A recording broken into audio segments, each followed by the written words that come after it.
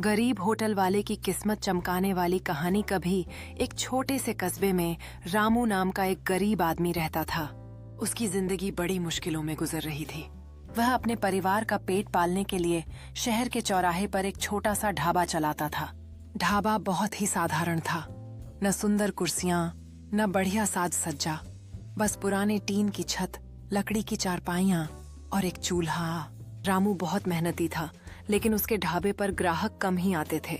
बड़े बड़े होटलों के सामने उसका छोटा ढाबा कोई ध्यान नहीं खींच पाता।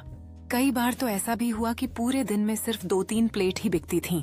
लेकिन रामू ने कभी मेहनत छोड़ने का नाम नहीं लिया। वह हमेशा साफ सफाई का ध्यान रखता, खाने में ईमानदारी बरतता और हर ग्राहक से मुस्कुराकर बात करता। एक दिन दोपहर को कस्बे में एक बड़ी कार आकर रुकी। उसमें से एक अमीर और मशहूर बिजनेसमैन उतरा। उसका नाम विजय मल्होत्रा था। उसे अचानक तेज भूख लगी थी, लेकिन पास में कोई बड़ा होटल नहीं दिखा।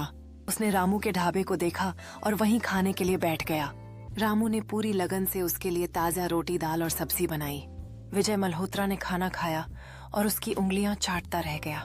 उसने रामू से कहा, भाई, इतना स्वादिष्ट खाना मैंने कई 5 सितारा होटलों में भी नहीं खाया।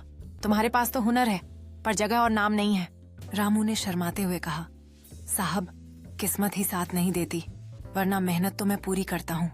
विजय मल्होत्रा ने कुछ देर सोचा और बोला, अगर मैं तुम्हारे इस हुनर में निवेश करूं, तो क्या तुम मेरे साथ बड़ा रेस्टोरेंट खोलने के लिए तैयार हो? रामू की आंखों में खुशी के आंसू आ गए।